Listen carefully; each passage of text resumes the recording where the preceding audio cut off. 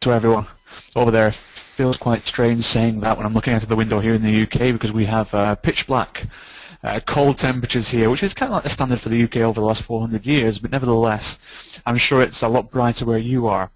To just answer Damien's question there, for those of you who are unfamiliar with me and my background, for the last 14 years, I've been working with senior partners and managing partners of accounting firms, as Damien says, in the UK and abroad, to really develop that one area, that one skill gap that all practices have and struggle to deal with, which is the professional selling angle. Marketing has fought its way through to get recognition from firms throughout the world now, has been a vital part of the practice development process, but professional selling hasn't had the same level of attention given to it, and so generally it can be quite an alien concept for practices who win work out with the general referral or network style ways of acquiring clients. So what we want to do today is really achieve two objectives, and the first objective is to really educate all of the attendees on the critical elements of the selling process, because even that word, selling, tends to create a level of defensiveness or an image in the mind of something that's not maybe 100% positive. And we want to really get behind that word selling and show it for what it is, which is something far more enjoyable to do and far less stigmatized or pressured. It's not as unfamiliar as you might think. And the second objective we'd like to do today is just for you guys to be able to understand me with my accent. Hopefully we'll be okay there as well. So let's take a look at today's value, first of all. When we have the opportunity to win new work in our firms, then there are four things that generally practices feel are challenges to them in order to proactively win new work. The first one is just the understanding of why it's so difficult to sell. And as you can see by the screen there, the word sell is in inverted commas, and that's deliberate because we're going to bust that myth today, that selling isn't actually what's required. There is a different skill required, and we'll highlight that as we go. And so for many firms, the cry goes up, people seem to like what we say, but they just don't want to change their accountants. Well, there are reasons for that, and we'll explore those. We'll also look at the critical first sale, and I really don't see very much available to the profession that talks about the first sale. It's not an area that's widely covered, so I want to cover that today to give you a sort of a grounding or a foundation in understanding the whole selling process. We then want to have a little bit of fun with 10 reasons to buy from your specific practice. We're going to look at why people might engage your firm ahead of any other alternatives that are open to them. And finally, some practical work on preparing for the first meeting when time is tight. If the last 14 years has taught me anything, it's taught me that there is theory and there is the practical reality. And in theory, things should work very straightforward, in a very straightforward manner. But in reality, there are so many plates spinning and so many things up in the air for partners to have to deal with that being able to be time managed, organized, and thoroughly prepared is a very real challenge, one that's difficult to overcome. So we're going to suggest that we understand that, and that when time is tight, how do we nevertheless prepare correctly for that first meeting with a prospective client. So let's start off with a heading, and the heading is called Appropriate Skills, Requisite Behavior, because those are our two elements to be able to win new clients, having the appropriate skill set and the requisite behaviors. And I'd like to start us off with a very short story about an unknown hero, and I almost guarantee that this is a story that you won't have heard before, because there doesn't seem to be very much about it on the internet, and it's certainly one that I haven't heard anybody else repeat. So I'd like to introduce you to a guy called Sid. Here's Sid. And as you can tell straight away from his photo, this is taken quite some time ago. This is Sid Puddifoot, and a UK soccer player who played for a team in England and a team in Scotland in his career. He played as a striker, so a goal scorer, and he was one of the most prolific goal scorers of his time. If he were a player in the modern age, he would be commanding transfer fees to clubs in the tens of millions of pounds or dollars. So this is Sid. And the reason I'm telling you all about Sid is, as I say, he was a prolific goal scorer. And he was purchased by a very obscure Scottish team called Falkirk. And he went to Falkirk and he continued his prolific goal scoring form. Here he is in action. Despite his complaint that his teammates wouldn't pass to him. Now, it wasn't explained why they wouldn't pass to him, but despite not getting the opportunities on a plate, as they say over here, nevertheless, he created his own opportunities and put them away and scored. And the reason I'm telling you about this guy is that the most famous story about Sid occurred during his Falkirk playing days. And he was getting ready for a game where Falkirk were playing a team called Rangers, also known as Glasgow Rangers. And if there are any soccer fans in the audience today, you will know that they are perhaps one of the top 2 Scottish clubs. So it was a big match for Falkirk. And as he listened to the dressing room talk before going out to play, he became more and more uncomfortable with what he was hearing, to the point where he stopped getting suited up for the game and sat and told the manager that he was refusing to play that day. Now, for a player in the 1920s to refuse to play was unheard of. We have the prima donna attitudes these days in modern footballers, but we didn't have it back then. So this was quite extraordinary for a player to refuse to play. And the manager challenged him as to why, when he was the principal goal scorer, why was he refusing to play? And he explained that from the talk that was going around, that his teammates had conceded defeat to Rangers before they'd ever got out of the tunnel and onto the pitch. And he didn't want to associate himself with a bunch of losers, which was quite incredible. And the legend continues that Sid took over from the manager and gave a pep talk, a kind of a win one for the Gipper style talk. In the dressing room that day, Falkirk went out and they beat Rangers. But Sid was a winner. He had the appropriate skills to score goals. He even had the appropriate skills to create chances when his teammates wouldn't pass to him. And he had the requisite behaviours in that his attitude was that of a winner. He didn't hide behind excuses. It would be very easy to concede defeat to Rangers, but he didn't do that.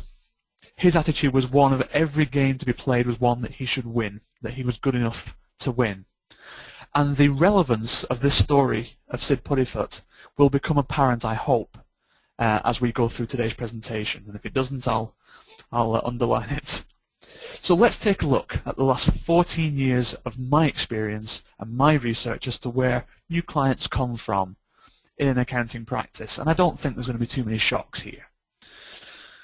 But what I've found is that 82% of all new clients in a given year that come into an accounting firm come in from a referral source. So a bank or a lawyer or some other source, an existing client, has recommended that a particular business goes and meets with your particular firm and comes on board as a client.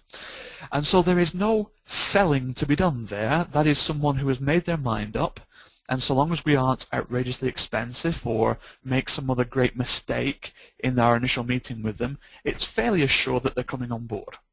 So referrals constitute a huge part of our experience of winning any kind of new work in the profession. And that means that the skills or the muscle development of winning new work isn't exercised regularly because 82% of the time it's not required. 8% come from networking. So again, that's professional relationships of different kinds. That's meetings, conferences, activities, golf days, and the like. 7% comes specifically from client-centered seminars, and only 3% from what we might determine to be proactive selling. So there is very little exposure historically for practitioners to have been able to have developed a skill set, and that's one of the main reasons why we find it so difficult. But let's take a look at it in even more detail than that. Why it's so difficult to sell? Well, here's some brief history of the profession as it is relevant to the UK at least. From the years 4000 BC to 1852 AD, accountancy began to be established as a profession, and the first firm established in Bristol, where 2020's chairman, I believe, hails from. From 53 through to 80, we start to see the first organised bodies appearing, and a royal charter, and that gives rise to the UK term chartered accountant. That royal charter is granted, so it becomes a profession. The early organisation of our governing body, the equivalent of the AICPA, sets the standards of professional conduct, and that takes us through to admission of women accountants is raised. In the First World War, we see fairly slow progress. In the Second World War, we see non-practicing members gain influence within the Institute, a member's handbook is published, and so forth. But then, so that's from 4000 BC up to 1967. Then, 10 years on, we see a revolution. In 77, over there in the US, a lawyer by the name of Bates decided that the restrictions on his law practice being able to market themselves to win new work that was placed on them by the code that lawyers adhered to was a direct infringement of his First Amendment rights, and he challenged. And he made the point that he should be allowed, under the First Amendment, to be able to market himself and win new work proactively. It was a landmark ruling because he won. And because he won, it suddenly changed the outlook for the professions in a way that they had not seen up until this point. In 79, another major event occurs in that a certain marketer who we probably have all heard of in Australia has an idea to develop marketing within the accounting profession.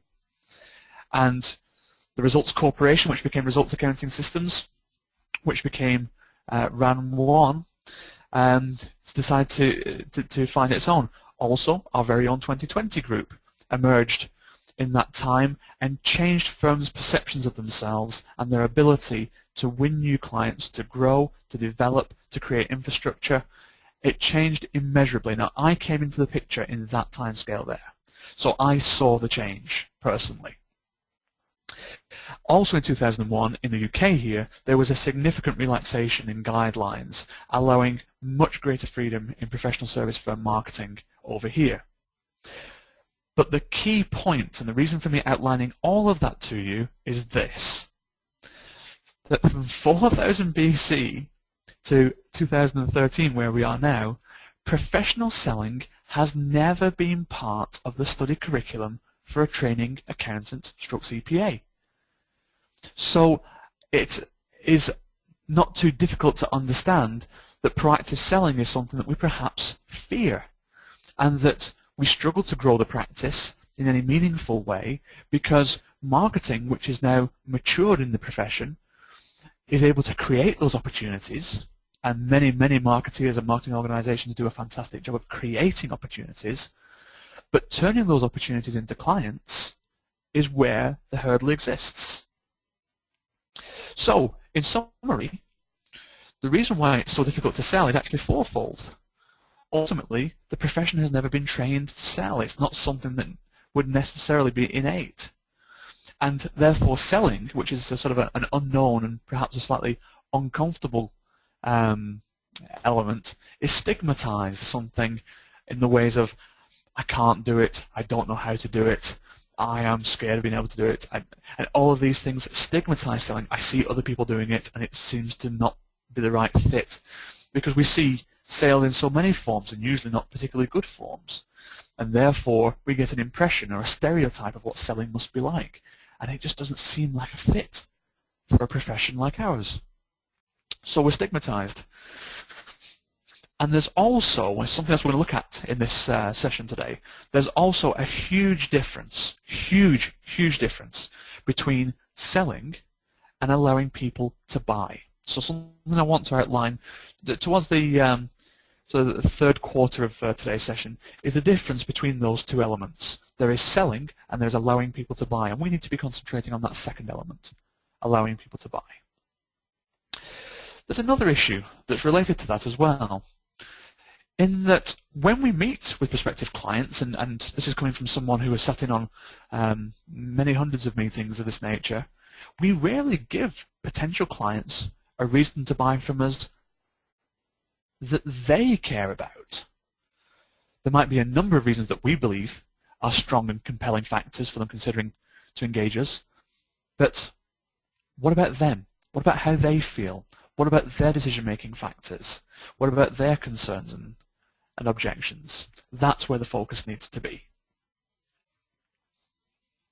So, now that we've established why it's so difficult to sell, I want to take a look at the first sale, because as I said at the commencement of the session, there is very little talk that I see or attention given to the first sale and who that first sale is to.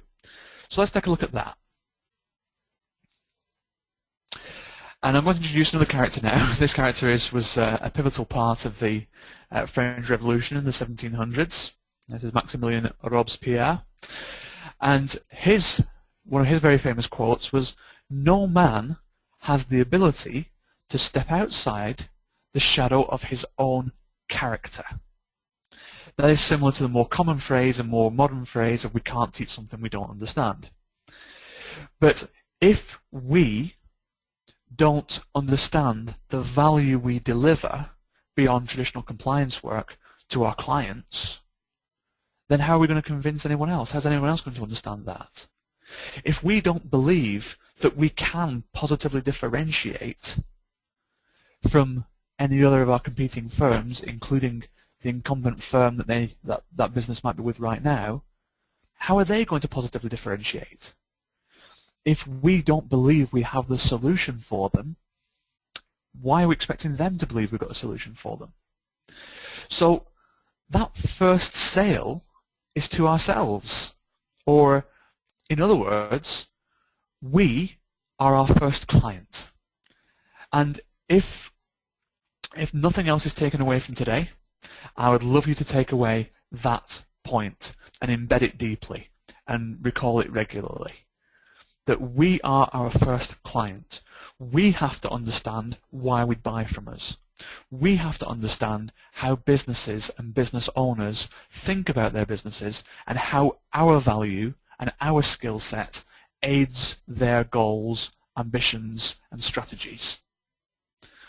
And once we understand our value, you'll find that self-confidence stops being a problem in client meetings, in that we will change from talking about features, the things about our firm that perhaps reinforce our technical competence, and we'll focus on benefits, the reasons why this potential client should engage us in order to forward their own goals.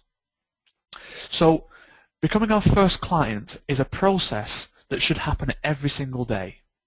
In motivational circles, I hear it talked about as positive self-talk, affirmations, and whatever system works for you is great, so long as the objective is achieved, that we understand the reality, not some fantasy, I'm the greatest CPA in the world, but the reality of what our firm, our people, our service offering, how that impacts the well-being of a business that we might go and talk to.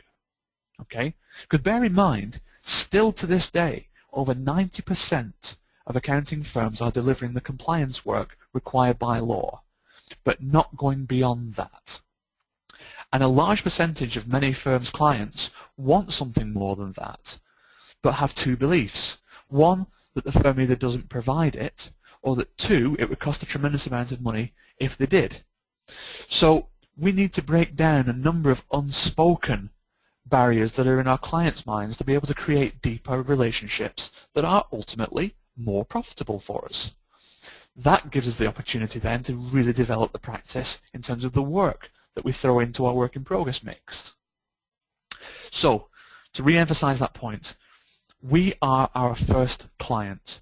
We need to buy from us. We need to be able to say, I get this. I get why we should engage our firm. I get what the competition are doing, and I get why we're superior in terms of what the client needs. Okay? That's the first sale. And if we can close that sale, we can close any sale. We can close any deal at all on that basis, because we don't need to pretend and sell, in inverted commas. We need to be ourselves, self-assured, building relationships. Now, in practical terms, that's the sort of you might say the theoretical term. In practical terms, how that manifests itself is in something called the ask principle. And the ask principle looks like this. The attitude that we have, remember Sid and his attitude, mixed with the skills that we have, the ability to deliver tremendous value to our client's business, and our knowledge, our technical knowledge, our knowledge of their business and what they need, equals competence, equals an ability to bring in work through the door. So it's not as much of a rocket science subject as we might think. It's just simply unfamiliar. And the more we expose ourselves to it, the more familiar it will become, the more comfortable it becomes, the more natural it seems.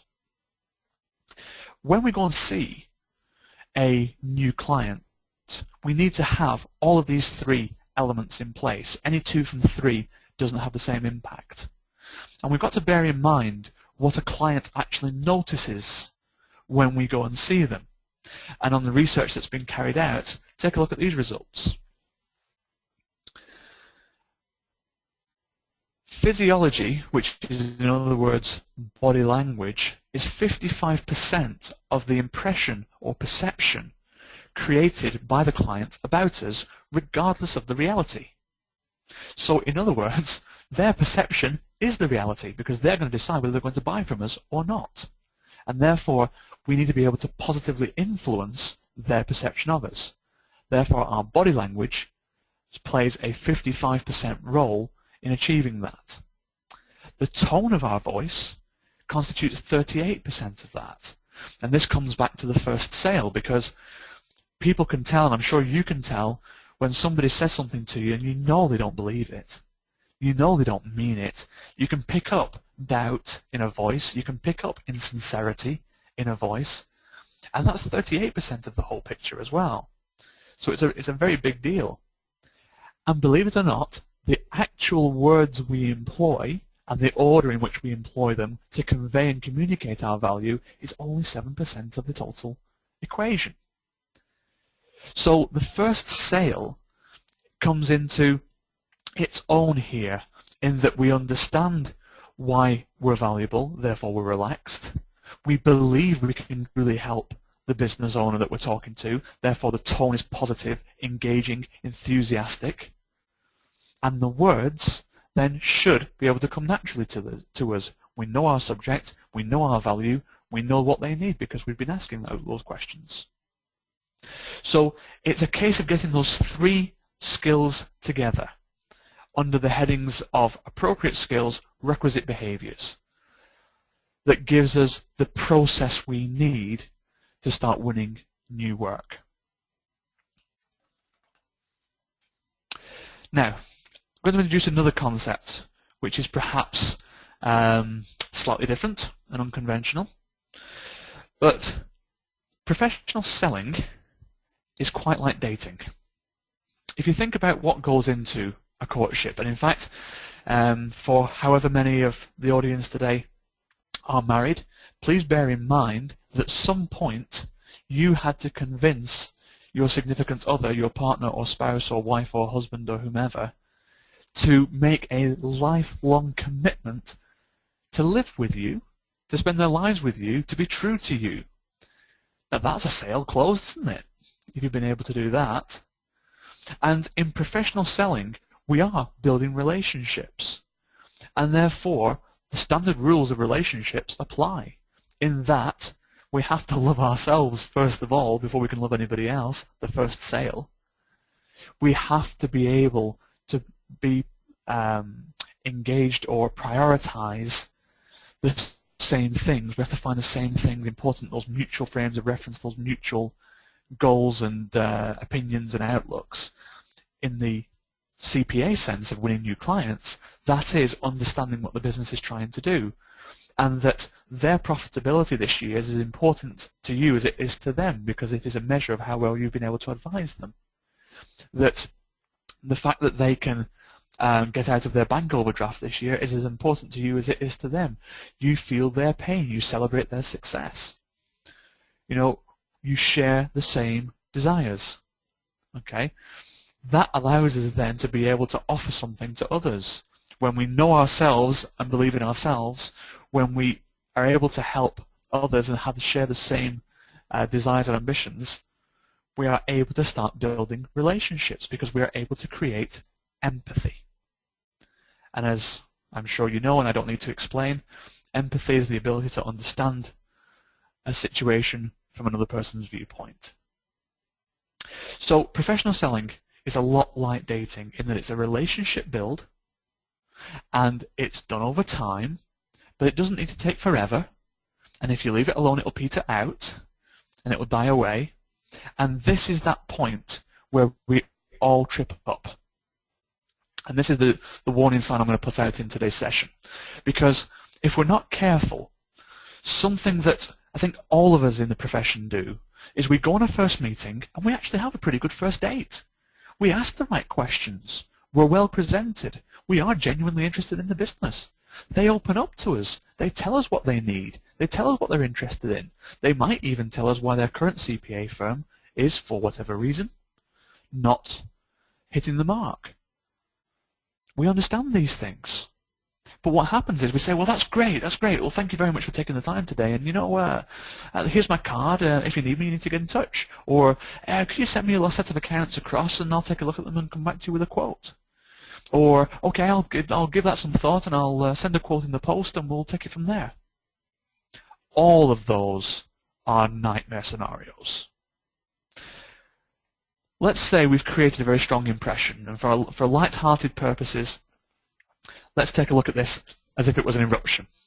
So on the vertical axis, we've got the temperature of lava at the at the eruption, and on the horizontal axis, we've got the time since the eruption.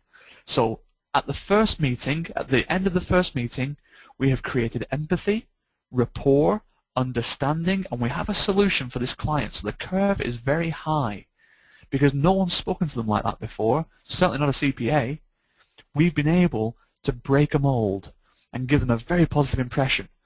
But then we pass control over what happens next to the prospect, or we leave it open-ended without a further commitment. And as a result, as time increases along that horizontal axis, the excitement level cools because they are an owner-managed business. They have many things to deal with. They'll forget what we talked about. They'll have other priorities come up. Things will happen in their business that need their immediate attention. So it's essential in this process that we manage that process of the sale, always having a next action in the diary, generally a next meeting and a justification for that next meeting, but never letting it open to chance for it to just drift out. And I think that's one of the major issues that we all face, is that we feel scared to say, so can we meet again, or when can we meet again, or right, so let's get together again next Thursday at 3 o'clock. We don't do that.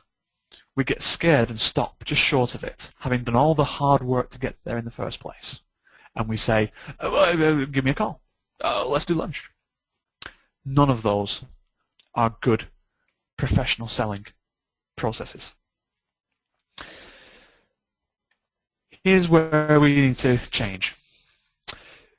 What you'll find, and what I have found, and I can certainly endorse, is that new business conversions happen when we prove something to ourselves. And when we prove something to ourselves, we no longer have a belief in it, we have a knowledge of it, and we become converted. So we know it's the case. We no longer have to put some faith in it.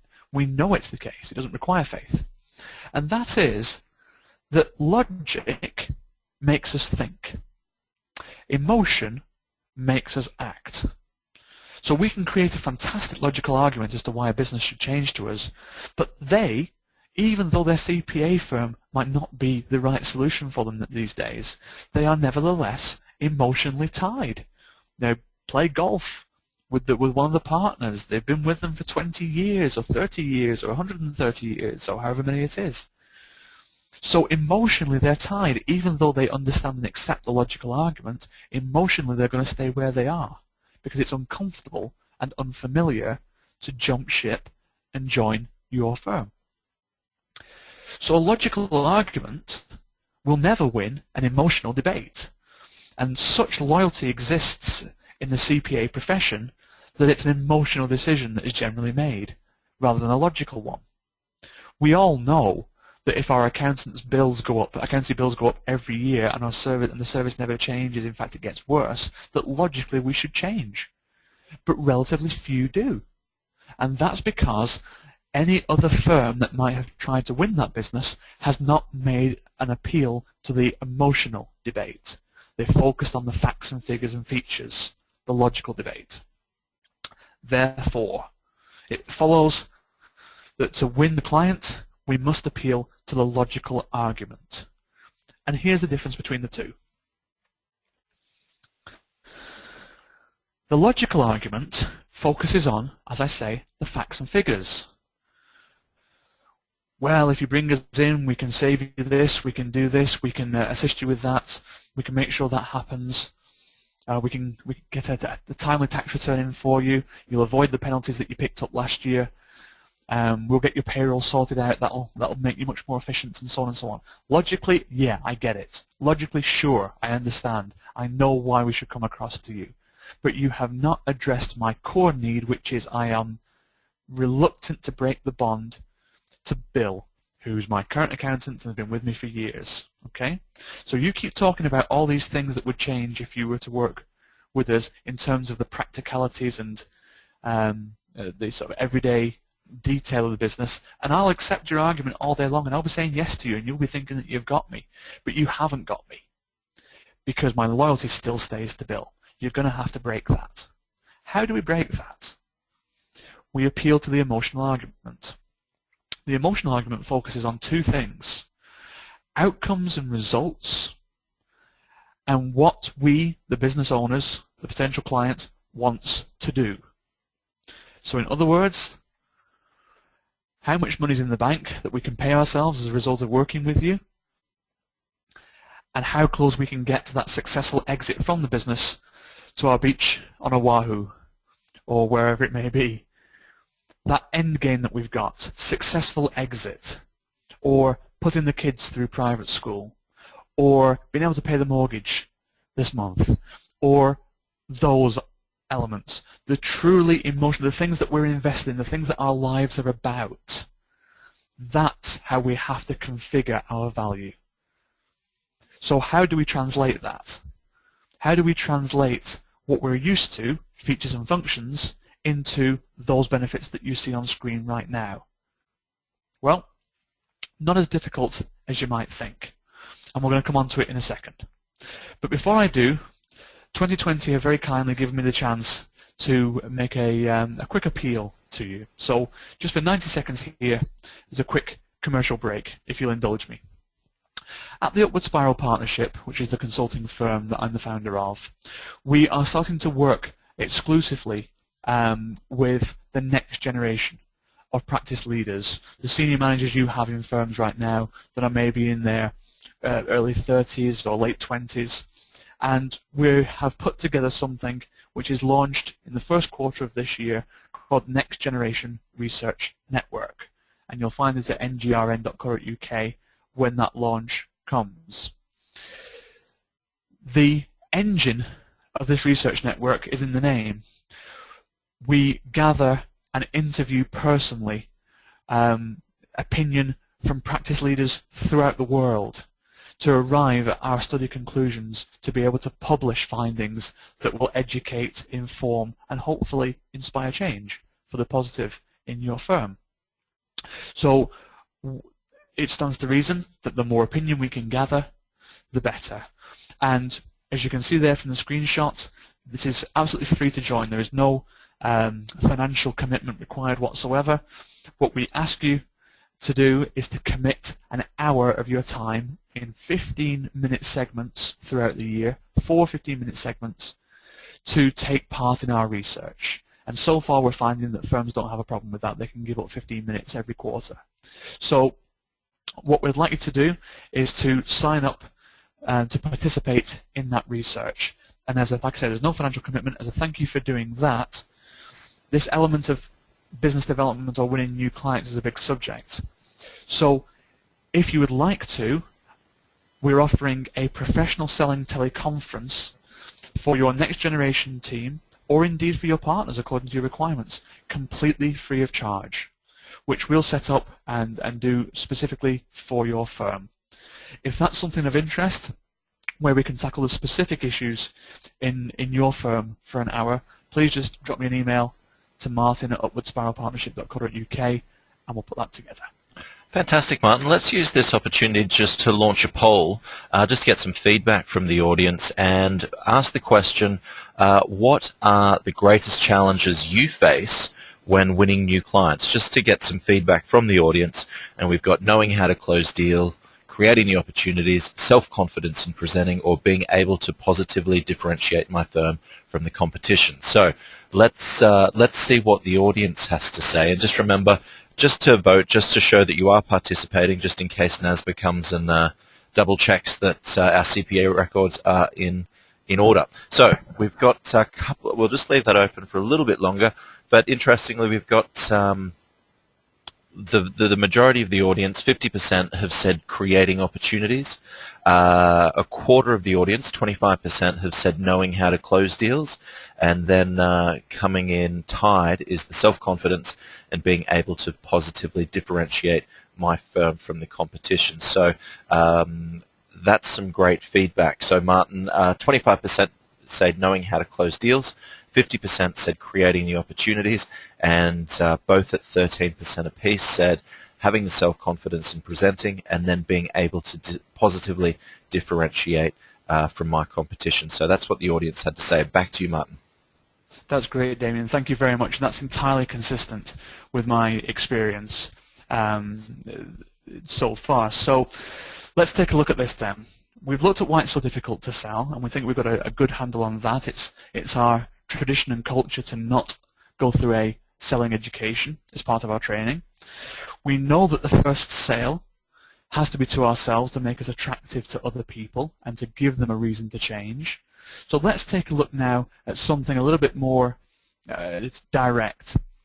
10 reasons to buy from your firm. Now, I don't know where everyone is viewing this webinar from. I'm guessing some people will be at their desks, and all I'd like you to do right now is just grab a piece of paper and a pen, and if you don't have access to that, then just simply perform this exercise in your head. And what I'd like you to do is I'd like you to write down the 10 reasons, the 10 best reasons you can think of why any business would change from their current firm of accountants to yourselves. Okay? But before you get started, there's a caveat. And that caveat is that the following cannot be included in your answers. And they are that we can't say that we've got a partner-led service, because everyone says that. And we can't say that we've got a specialist tax department or a specialist payroll department or a specialist whatever department. Okay? And the big enough to cope, small enough to care mantra, and being proactive, creating long-lasting relationships, having car parking on site, being reliable, and a friendly welcome are all the types of things you see on every firm's website. So therefore they aren't differentiators because everybody offers them or claims to. So excluding those from the mix, now I'd like you just to take a couple of seconds to jot down some ideas as to why any potential client would change from their firm to yourselves, even if it's price. And in fact, Martin, people on the call could even type those into the question section or the chat section if they've got a really good one that they wanted to share. So feel free to let those in, and then we'll share those with the group as well. Fantastic. That's great stuff. That's great. So as you go through this process, you might find this very, very easy. And if you do, I have great news for you, that you should feel very good about yourselves, because most practitioners find this very, very difficult once those exclusions are made, because those are typically the ideas that are come up with when a blank piece of paper is presented. And you'll notice that all of those things are features. They are all things that are functions, but they don't actually translate to something for that potential client. So for most people, getting to 10 is very, very difficult. Now, if you've got to 10 out there, or if you have some really great cutting-edge stuff, then I commend you and would suggest that you're doing a great job. If you are struggling to get to 10, and if you're even struggling to get to 5 now that those are excluded, please don't worry, because that is the norm. That's typically what is found. And I'm hoping you might already know the reason why it's so difficult to get to 10, but if not, we'll give you the answer right now. Each business that you look after is unique in its own right. It might have similar problems to other clients, it might be in a similar sector or niche to other clients, but it is unique in its personnel, it is unique in its structure, it is unique in its culture and ethos. So the reason why it's so difficult to get to 10 is because we don't know what the client's needs are yet. And therefore, we can't provide reasons as to why they should come across. And so one of the major misconceptions or myths about professional selling is that we should discuss and spend a lot of time on how established a firm we are and the technical competence we offer, and these little side issues of being friendly and having a specialist department here and that sort of thing. That's not what people buy. You know, do you buy a new car, because it has a stripe down the side or chrome bumpers, or are you more likely to buy it because it meets your family's practical needs, or it makes you look cool when you go down the highway, or it serves a more intangible purpose? It fits you as a person. Well, when we're in a meeting with a potential new client, our goal from that meeting is centrally to understand what they need. And they will probably spend time telling us what they want. And we need to factor that in. We need to understand what they want, and we need to be able to do something about that. But our skill as a professional advisor and a trusted advisor is to be able to go beyond what they want and use our experience and ability to be able to identify and justify what they need as a business to achieve those goals. That bottom line profitability, or that greater market share, or that beach in the Caribbean, or that mortgage payment made if they're struggling, or whatever it might be. We need to understand them.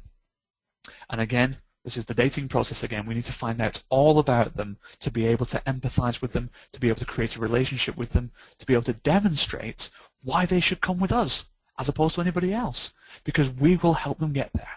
We will take them there. And that's not by offering some magic wand service that no one else offers. That's by the application of existing knowledge in a way that they understand it, in a way that they can see the value from it. Okay? So a little bit of a trick question, and I apologize for that, but hopefully the point becomes valuable for you. That before we can tell them why they should change, we need to know what they need. Okay? And that has a closely related cousin, which is something I alluded to at the start, which was the difference between selling and allowing people to buy. And so here's the difference.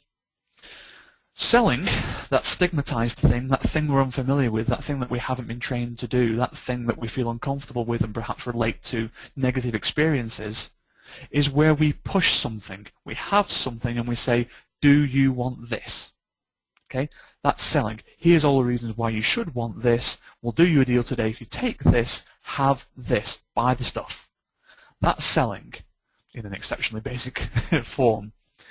Allowing people to buy is to demonstrate your expertise gently and professionally. The ability to build relationship, understand the needs because you've created rapport where they feel comfortable in telling you these things, demonstrating without being pushy in any way that your value equals the meeting of those needs and wants, and then simply allowing them the opportunity to come on board with you if that's something they want to do. And if it's not something that they want to do, no problem. We appreciate their time and we'd ask to keep in touch with them, and when the opportunity comes to talk again, we'd love to be able to do so. But no skin off our nose, no sweat. Because we are so confident and assured, having carried out the first sale that morning, that we understand our value, that this is attractive to everybody we see. We're not going to have a problem getting clients on board here. We aren't desperately in need of your business, Mr. and Mrs. Potential Client. So we know there's nothing worse than a desperate salesman, and we're not that person today. We are a self-assured, confident, very, very engaging individual that has the solution to the needs that the prospect is outlining. And if they would like to take that opportunity, we are offering it to them. And if they don't, there's no problem whatsoever. So selling is the prescriptive delivery of something and a choice to be made. Allowing people to buy is a demonstration of how your value meets their needs and giving them the option.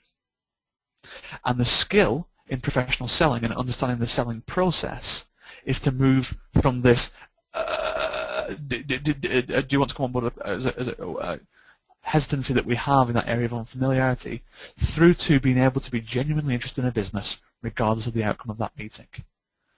And if you're thinking right now, well, very good, Martin, but we have finite time, we're very, very busy people, and we need to get business in the door. I understand that, and therefore creation of opportunity becomes the issue.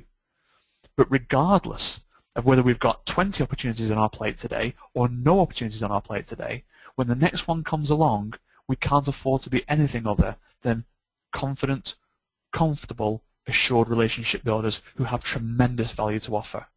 Because people will see that body language, those voice tones, and hear those words, and it will be attractive. And they'll want to get to know more. They'll want to be able to look at options. They'll want to know what you'll charge. They'll want to know what we'll get for what you charge. And it's a series of yeses through to a final decision. Okay, so that's a big, big element. And in the profession, I find that not every firm makes a difference or differentiation between marketing and business development, which is the nice way of saying selling. So here it is very quickly. Marketing is to create the opportunity. So the poll just now said that creating opportunities was a big need, but that's a marketing need that you have there. Where 25% said it was just the closing of the deals that's the issue, well, that's the business development, selling side. It's to convert the opportunity that marketing has created into a fee-paying client. And that's the area that we get involved in the most. So we're coming now towards the end of the session. So I just want to bring a couple more points to your attention, and we're going to look at the fourth element of today's presentation. Martin, before we do that, let's have another poll if that's okay. Yeah, of course. Yeah, let's do that. Sorry. Let's ask what is the most common reason new clients choose to work with you. So let's launch that and just see what the attendees have to say in why do people or why do your clients choose to work with you. So make that buying decision and switch over to you. So let's see what the audience has to say.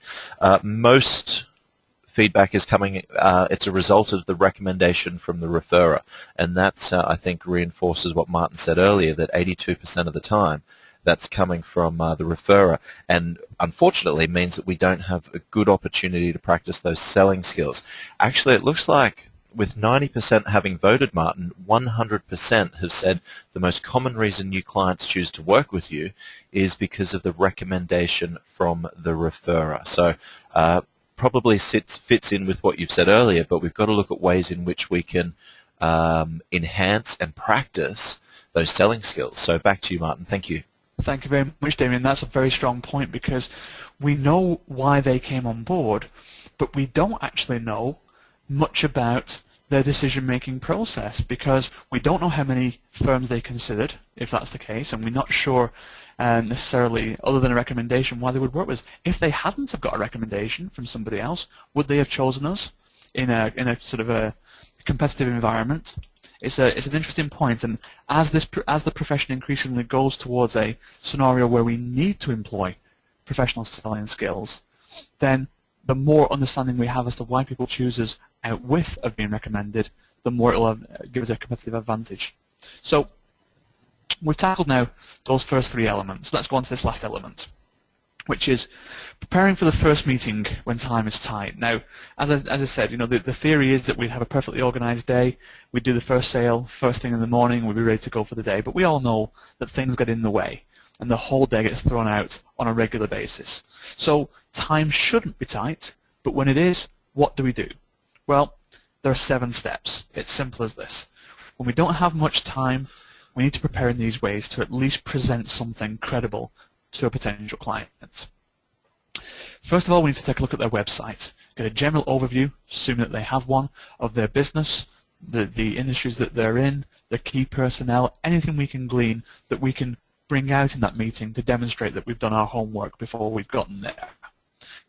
A Google search on those key personnel or that business to check out for regular news articles, awards won, perhaps difficulties encountered, anything that gives us that little bit of information. We don't necessarily need to verbalize that we know that, but we can hold it as an ace up our sleeve, and certainly if they have won awards or they have had a great year, then we can compliment them on that and boost that relationship and rapport further. We tend to look at the last set of accounts to get a feel as to where the business is right now, or where the business was up to 18 months ago, and maybe even look at the last 3 years, the last 5 years, to get an idea of the trends of the business and what direction it's headed in. And whilst I would never advocate a set of accounts to dictate how the meeting goes, because the meeting is about the future of the business, not the history of the business, nevertheless it provides a good grounding for us and allows us to make certain provisions in our thinking as to how we're going to handle that meeting. We need to have our objectives. We need to know what we want out of the meeting. I would recommend only one objective, and that is we do not leave that meeting without having scheduled face-to-face when the next meeting is going to be. And that next meeting might be to learn more about the business. It might be to actually present a solution, a proposal, or quote. Whatever the reason is, we control the sales process by always having and being able to justify another meeting. So that was the key objective that I would recommend. You may have many others. We need to have the key questions that we want to ask, the things that we'd really like to know about the business, and decide when it's appropriate to put those into the conversation. So rather than it being an interrogation of a question and answer session, to throw those in at the correct junctures to pull out the information that advises and educates us in terms of what this client may need or require. We need to understand the commitments we want them to make to us. Maybe that's just that simply that second meeting. Maybe they're going to come and see our offices in between times. Maybe we're going to go out to lunch in between times and build the relationship further. But we need to know what we want them to commit to in that meeting. And finally, go. Just go. Once we've done those things, the 7th step is just to go. Let's get in there. Let's be on time. Let's be well presented. And let's create a tremendous first impression of ourselves in order to get things off on the right foot. Once that meeting is held, there are 4 questions I would ask you to ask yourself about whether you should pursue this prospect as a client. Those questions are, honestly, do we believe that there's any need for our firm to assist this potential client? Were they just, testing the water to see what was out there? Are they very well served by their CPA firm right now? Can we add anything to what they've got that's worthwhile them considering? What have I seen in my career, or what have I dealt with for my clients that is relevant in this situation? Where can I demonstrate my knowledge and ability to solve the problems that they've got and can show them how we've solved them previously? What do I think are going to be the top priorities for this business? Perhaps looking at other clients in the same industry sector, or having read industry-specific information, or simply bringing our experience of our career to bear. What do we think they need to know about, and how do we demonstrate that we're actually proactively thinking about them by showing them what we believe our top priorities are for the business. And this is an overrider for all of the things, is am I going out in the right frame of mind? And when I've been to that, did they see someone in the right frame of mind, prepared, in good time, upbeat, and genuinely emotionally invested in the well-being of their business? Is that who they saw? Did they see somebody who was rushing? Did they see somebody who, yeah, was interested but not that interested? Who did they see? Their perception is their reality, remember? So who did they see? Now, in terms of trying to make this a little bit easier, as we come to the conclusion now, I'd like to give you just a little bit of outline as to how we can perhaps schedule things and not allow that temperature of lava to cool over time by not getting back to a client when we said we would. So here are 3 everyday disciplines just to finish off here, to schedule a day. So to increase new business conversions, okay, here's some 3 disciplines. Let's close the first sale to ourselves every single day before we even get started, okay? Let's prepare for our meetings having closed the first sale, and there I've just invented 2 business names of the meetings that we might have in our schedule, okay?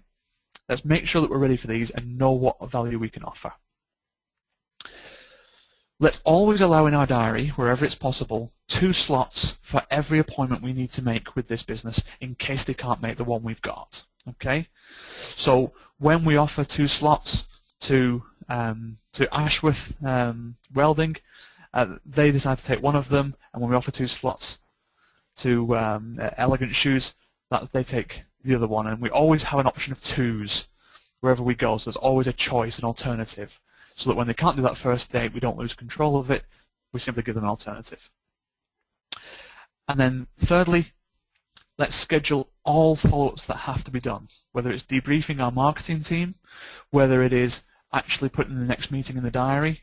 Let's make sure that we never leave those meetings without having our 2nd meeting in the diary, or our 3rd meeting, or our 4th meeting, whatever it may be. Let's make sure all follow-ups are scheduled, and we allow time to prepare for them, to debrief after them, and to attend. Otherwise, we're rushing and we're just diminishing our own chances of conversion. So there's just 3 very simple everyday disciplines that we can employ. And I think, Damien, do we have another poll we can run at this point? Yeah, we do, Martin. And let's ask the question of the audience, what is the most common reason new prospective clients don't come on board with your firm? And a couple of options there. And if let us know what you think reasons they don't come on board. I think Martin's point there of setting that follow-up at the meeting is so incredibly important. I hear a lot of accounting firms, particularly in tax season, they will say, look, let's just focus on the tax return, and I'll give you a call after tax season to set something up. And that is a missed opportunity. When we're in that meeting to talk about taxes, let's set up the next meeting where we're going to talk about wealth management, or where we're going to talk about business advisory services, or how we might be able to help them with some cash flow planning or anything along those lines. So while we also look at new opportunities in terms of new clients, let's look at ways in which we can practice these selling skills with our current clients. And some of those disciplines that Martin gave us there, definitely one that I would really like to reiterate is that thing that let's set up the appointment there and then when they are in front of you. Let's not get around to calling them after tax season to set up an appointment. So let's see what people have said. What is the most common reason a new prospective client doesn't come on board with your firm? 50% have said fees are too high. 25% have said lack of proposal follow-up. 13% said don't know, and 11% said other. So Martin, do you think in your experience, has the response fees been too high? Is that always the case? No, that's not always the case, but I think all those 3 answers are very telling, in that when we don't know why they haven't come on board, that tells us an awful lot about the depth of understanding and rapport that we had.